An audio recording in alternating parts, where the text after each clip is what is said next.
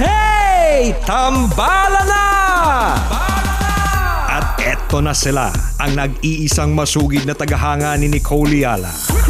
Chris Chuper! Kasama ang nag-iisang die-hard fan ni Chris Chuper, Nicole Yala! Mula sa Mahiwagang Burnay, ang kwento.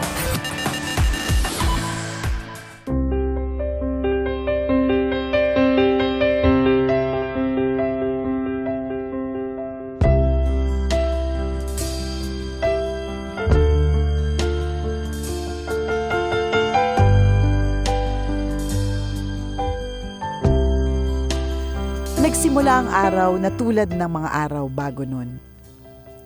Gising, ligo, kain, opisina. Pero sa araw na ito, September 24, 2019, hindi ko inakalang magbabago ang buhay ko. Papasok na ako ng opisina nang tumunog ang cellphone ko. Si Mama tumatawag. Akala ko kakumustahin niya lamang kami ng asawa at anak ko.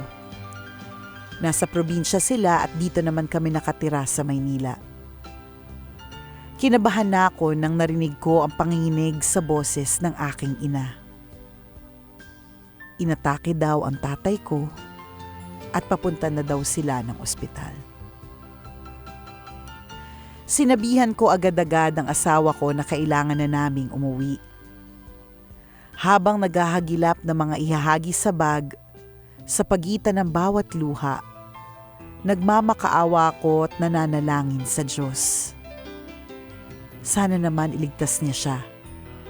Gagawin ko ang lahat, babayaran ko ang lahat, upang makita kong buhay at nagbibirong muli ang tatay ko. Nag-iisa ako sa bahay dahil sinundo ng asawa ko ang anak ko. Nang tumunog muli ang cellphone ko at text na lamang ang dumating. Wala na si Papa. Umuwi ka na.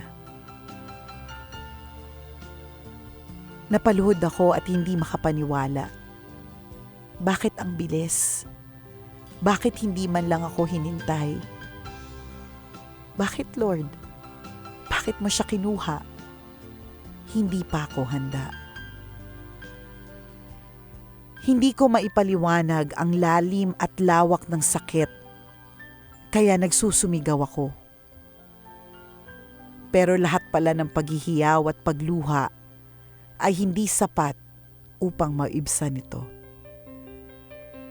Tila ba hindi ko naramdaman yung 6 na oras na biyahe mula Maynila.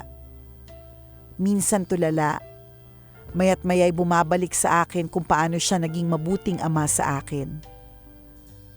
3 kaming magkakapatid. 2 kuya at ako. Bunso at tanging prinsesa. Tatay ko ang naglalaban ng mga lampin ko nung ako'y sanggol pa. Araw-araw niya akong hatid at sundo sa eskwela man o sa trabaho. Naaalala ko rin ang naluluhang paghatid niya sa akin sa altar at ang saya sa mukha niya tuwing nakikita ang mga apo niya. Pinapanood ko ng paulit-ulit ang video ng kaarawan niya. Muli na naman akong maiiyak dahil sa video ko na lang maririnig ang malakas niyang tawa. Pagdating sa amin, una kong hinanap ang nanay ko. Kung sa akin ay sobrang sakit, ano pa kaya sa kanya? Nawalan siya ng katuwang ng 44 na taon. Sa isang iglap, binawi ang kasama niyang nagkakape tuwing umaga, ipinagluluto sa tanghali, at tinitiis na hilik sa gabi. Kasama kong nagbantay magdamag ang aming buong pamilya. Pilit na pinagtagpi-tagpi ang mga pangyayari ng araw na yon. Sabi nila, nakapamalengke pa siya ng madaling araw. Naiayos pa sa mesa ang mga pinamiling kamatis, kalamansi at pandesal. at nagpahinga lang sa upuan dahil masyado pang maaga upang magbukas ng tindahan. Ito ang routine niya sa araw na yon, tulad ng mga araw bago nun. Walang senyales, walang habilin. May ehersisyo at kumpleto sa maintenance. Pero hindi na siya nagising sa pagkakapahinga ng araw na yon. 2 buwan nang nakalipas magmula ng araw na yon. Hindi pa rin lubos na matanggap ang kanyang pagkawala. Lalo na ngayon, parating ang unang kaarawan niya at Pasko na wala na siya. Alam ko na magkakaroon din ng pagtanggap balang araw. Ngunit hindi pa ngayon. 2 buwan na ring nagbago ang aking routine. Meron ng pasasalamat sa bawat pagising at pagdating sa opisina. May pasasalamat sa bawat pagbiyahe at pagtulog, sapagkat walang makakapagsabi kung kailan ang huli. Mahal na mahal ka namin, Papa. Lagi kaming magpapasalamat sa pagmamahal at alaalang iniwan mo.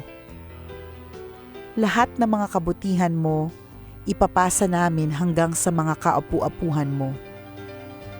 At sa pagdating ng tamang panahon na ako na may yumao, sana'y makita ko muli ang tuwa sa iyong mukha sa pagsundo sa akin. Maraming salamat, Nicole and Chris, sa pagbasa sa aking kwento. Salamat din sa pagbibigay ng tuwa sa aming mga umaga. Ako po si B, tambalanista since 2010, at ito ang aking kwento.